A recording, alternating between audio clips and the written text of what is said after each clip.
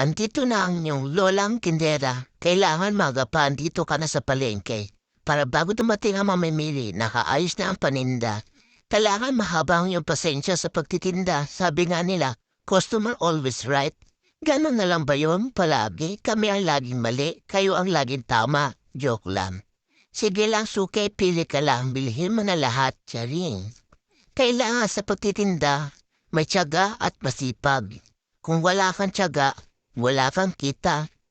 Kung wala kang kita, wala kang pera. Kung wala kang pera, itulog mo na lang yan. Nabugutom na ako.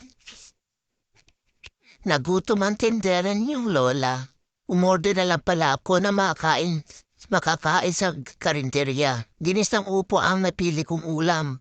Wala pa kasi akong benta. Tipid-tipid muna ang lola niyo. Habang kumakain, nagtinda ako. Ilan pa lang naman kasi ang bumibili. Siguro tulog pa sila.